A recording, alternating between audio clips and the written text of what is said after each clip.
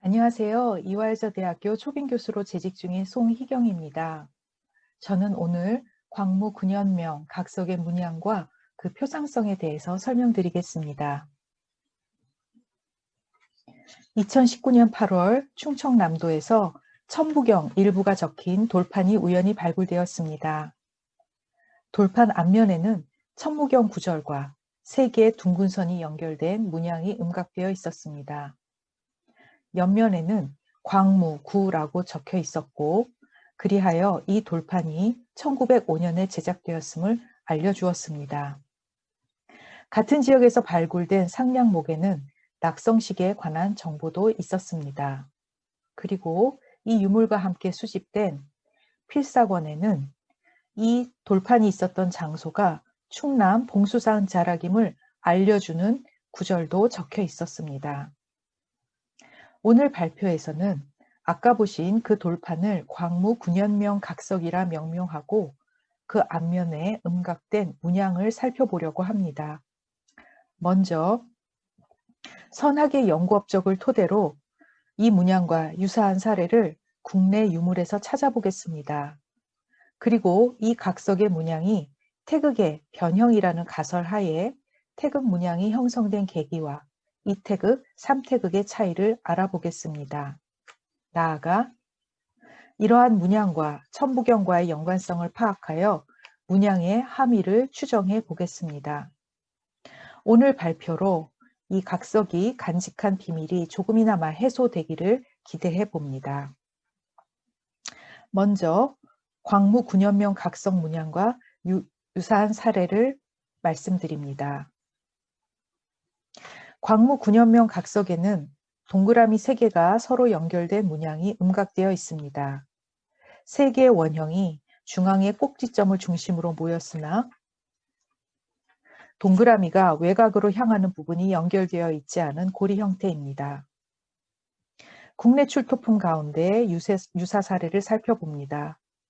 이 과정에서 조인수 교수님의 논문이 많은 도움이 되었습니다.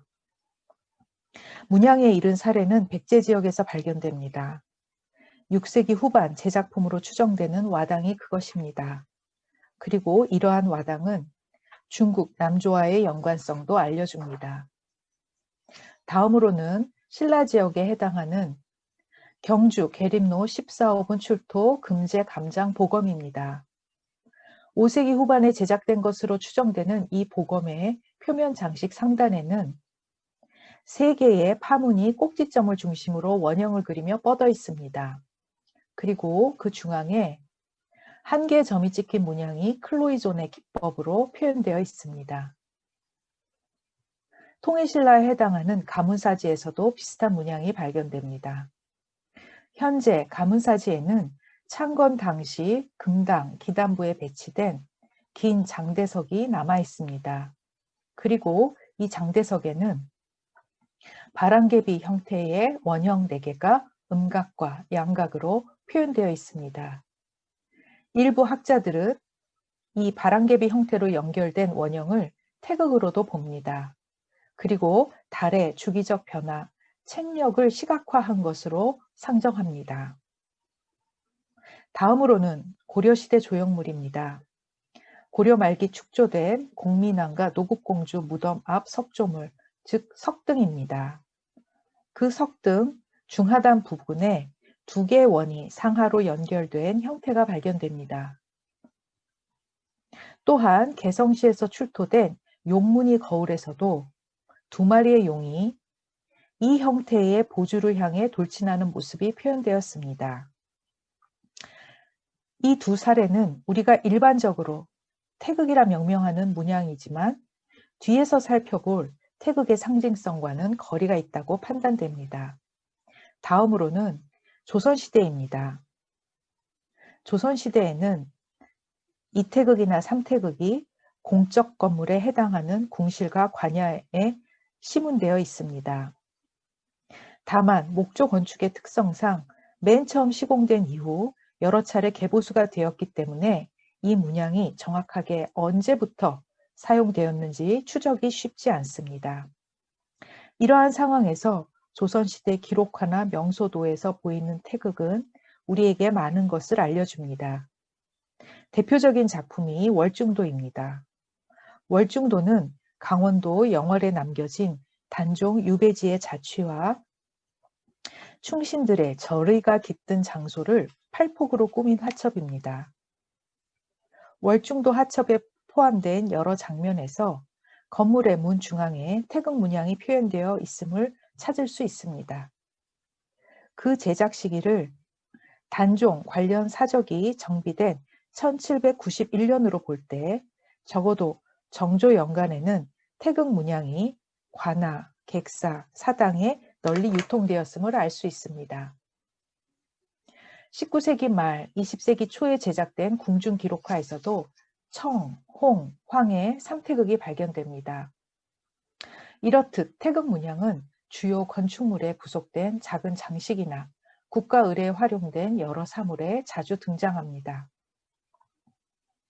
이태극, 삼태극은 사찰에서도 사용되었습니다. 조선 초기 왕실의 후원을 받은 양주 회암사의 절터에서도 삼고리 형태의 동그라미, 즉 삼태극이 발견됩니다. 1897년 대한제국이 건립된 이후 태극은 국가를 상징하는 국기의 문양으로 선택됩니다. 그리고 대한제국이 발행한 각종 문서에도 사용되었습니다. 조선의 왕실이나 성리학을 추종한 학자들이 주로 다룬 태극이 한 국가를 대표하는 문양으로 자리 잡은 것입니다. 이제 삼태극의 함의와 그 조형성을 설명드리겠습니다. 널리 알려진 바와 같이 태극은 주역, 개사전, 상편에 기술되어 있습니다. 그러나 주역에서는 태극의 개념을 설명할 뿐 그 형상은 소개하지 않았습니다. 태극의 도형을 고안한 인물이 바로 중국 북송대 유학자인 주돈이입니다. 주돈이가 고안한 태극도서를 보면 흑백으로 교차된 세 겹의 동심원을 절반으로 잘라 엇갈리게 붙여놓은, 즉 원상 속에 양과 음이 위아래 배치된 형태입니다. 주돈이 이후 태극은 음양의 두 요소가 서로 맞물려 교차하는 이태극의 이미지로 한중일에 정착되었습니다. 물론 이태극 이전에 삼태극이 존재했다는 의견도 있습니다. 한서 율력지의 내용이 바로 그것입니다. 즉, 태극은 원래 세 개의 개념을 간직한 기이며 이것이 계속 삼으로 분화하여 만물을 화생시킨다는 논리입니다. 그렇다면 앞서 제시한 유물 가운데 이태극, 삼태극 이론을 적용할 수 있는 사례는 무엇일까요? 우선 고려시대 이전까지의 문양을 태극 사상과 연결할 수는 없을 것입니다. 그러나 유교 국가였던 조선시대에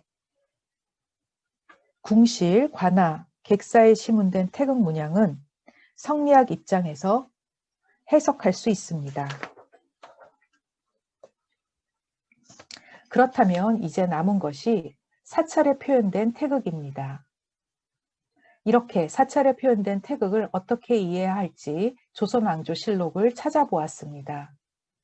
조선왕조실록에는 세조와 구종직이 나눈 영리에 관한 문답이 실려 있습니다. 또한 성종이 이승수와 나눈 유학과 불교의 차이점에 대한 대화도 실려 있습니다.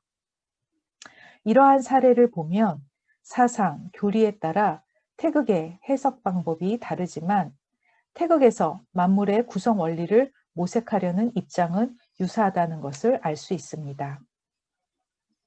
이제 본격적으로 천부경과 삼태극의 연관성을 말씀드려 보겠습니다. 천부경은 우주 만물의 형성 원리를 81자로 밝힌 경전입니다. 전체 경문의 글자 수 81은 수리적 상징을 함축하고 있으며 우주 생성의 기본 원리를 천지인의 순환과 그에 따른 질서로 설명하고 있습니다. 이러한 천부경 81자의 내용을 표명하는 도상인 무엇일까요? 선학의 연구에 따르면 천부경의 내용은 하도, 낙서와 부합된다 합니다. 즉, 천부경의 구원론을 시본론의 관점에서 분석해보고 이를 도상으로 접근해 보면 복희의 8개, 하도로 풀이할 때 그 내용이 가장 정확하다는 것입니다. 천부경의 보편적인 도상으로 가장 많이 지목된 문양이 바로 태극입니다. 모든 것은 하나에서 시작되나 그 하나는 시작이 없고 하나에서 세 극이 갈라졌지만 그 다음이 없는 근본은 그대로이다라는 구절은 동그라미 이미지를 연상시킵니다. 여기에서 중요한 숫자가 바로 3입니다. 하나에서 세 극이 갈라졌다는 일석삼극을 가장 적절하게 시각화한 도형은 중심의 한 점에서 세 개의 곡선으로 뻗어나가는 형상의 삼태극인 것입니다.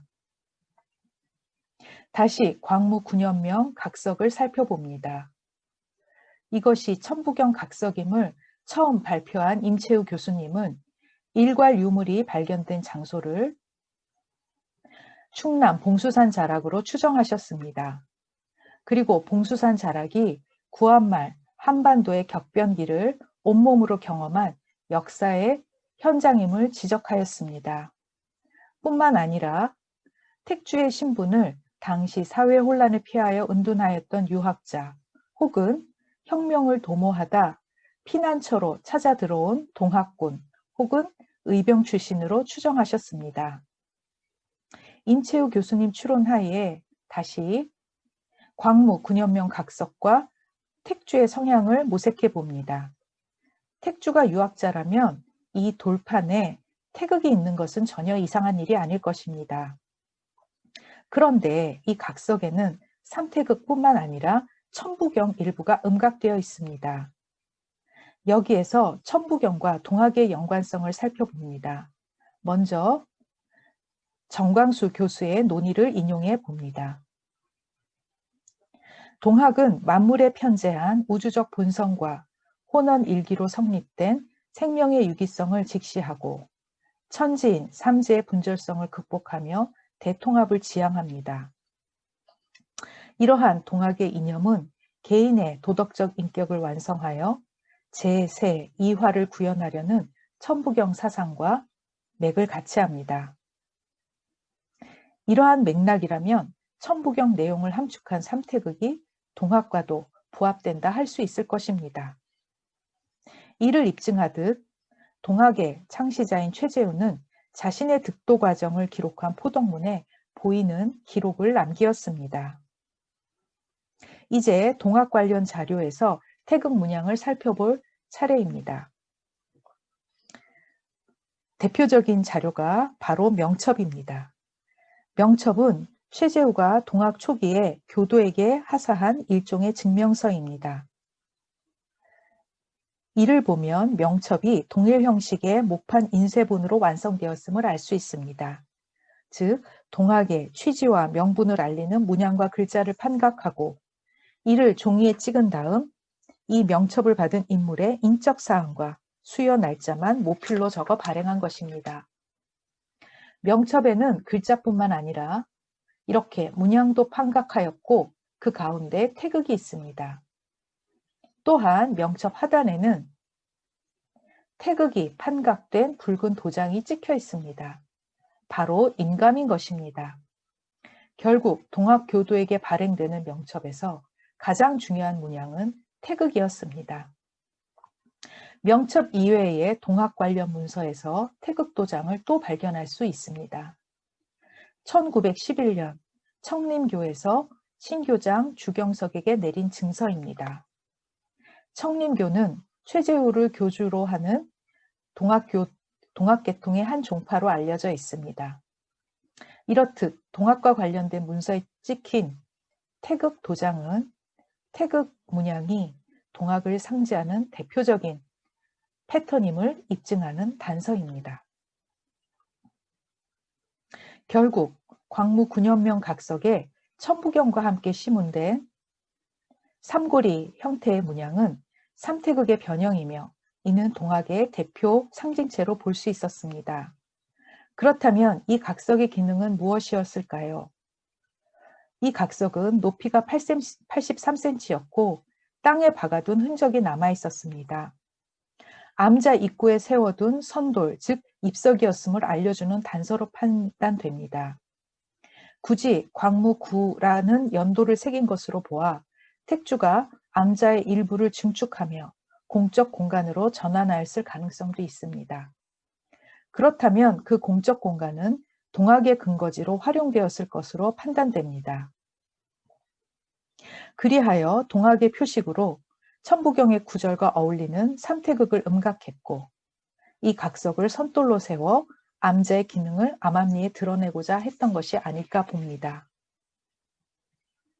발표자는 오늘 광무 9년명 각석의 삼태극을 1904년 암자를 지은 택주와 그가 소속된 단체의 신념 및 행동 규범을 알려주는 표장으로 보았습니다.